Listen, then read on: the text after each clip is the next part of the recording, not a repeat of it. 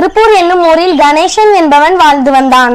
கணேசனுக்கு சிறு வயதிலேயே தாயும் தந்தையும் இல்லாவிட்டாலும் அவன் கடவுளையே சார்ந்து வாழ்ந்து வந்தான். தன் வாழ்க்கையில் இன்பமோ துன்பமோ எது நடந்தாலும் எல்லாம் கடவுளின் செயல் என்று சொல்லிக்கொண்டே இருப்பான்.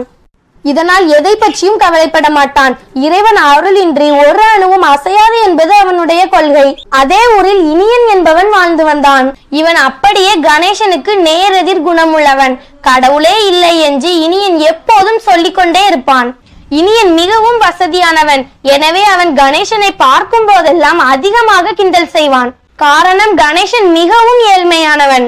ஒரு நாள் கணேசன் சாலையில் நடந்து கொண்டிருக்கும் போது இனியன் கணேசனை பார்த்து, நீ நம்பியிருக்கிற கடவுள் உன்னை மட்டும் ஏழையாக வைத்துவிட்டு என்னை பணக்காரனாக படைத்திருக்கிறான் என்று சொல்லி நக்கல் செய்தான்.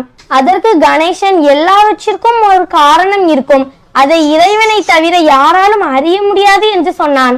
இப்படியே இனியன் கிண்டல் செய்வதும் கணேசன் அதற்கு பதில் சொல்வதுமாக இருந்தான். இப்படியே சில நாட்கள் கடந்தன. ஒரு நாள் உச்சி வெயில் மண்டையை பிளந்தது. அப்போது கடைக்கு செல்வதற்காக குடை பிடித்து வந்து கொண்டிருந்தான் இனியன். அப்போது இனியன் கணேசனை பார்த்தான்.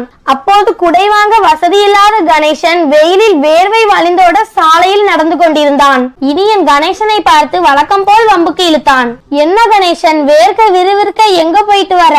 எல்லாம் கடவுளின் செயல் என்று அடிக்கடி சொல்லுவியே, அந்த கடவுளுக்கு உனக்கு ஒரு குடை கொடுக்க வேண்டும் என்று தெரியாதா? என்னையா சாமி என்று நக்கல் செய்தான்.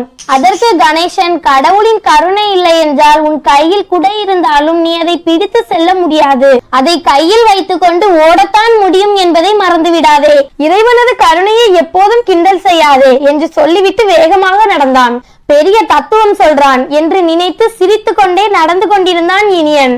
சிறிது தூரம் கூட நடந்திருக்க மாட்டான். அதற்குள் வெறிநாய் ஒன்று அவனை துரத்த ஆரம்பித்தது. உயிர் பயத்தில் ஓட்டம் பிடித்தான் இனியன். நாயோ பயங்கரமாக துரத்துகிறது. குடையை பிடித்து கொண்டு ஓடுவதற்கு இனியனுக்கு மிகவும் சிரமமாக இருந்தது. குடையை மடக்கி கையில் வைத்துக் கொண்டு ஓட்டமாய் ஓடி உயிர் தப்பிப்பதற்குள் போதும் போதும் என்றாகிவிட்டது. அப்போதுதான் இனியன் மனதில் கணேசன் சொன்ன வார்த்தைகள் நினைவுக்கு வந்தது. கடவுளின் கருணை இல்லாவிட்டால் கையில் குடை இருந்தாலும் பிடிக்க முடியாது என்பதை இனியன் உணர்ந்தான். அவனை அறியாமல் ஒருவித பயம் அவனை ஆட்கொண்டது. அந்நாளில் இருந்து கடவுளின் அருளை நம்ப ஆரம்பித்தான் இனியன். இந்த கதையின் நீதி, கடவுள் கொடுக்க நினைப்பதை யாராலும் தடுக்க முடியாது. கடவுள் தடுக்க நினைப்பதை யாராலும் கொடுக்க முடியாது.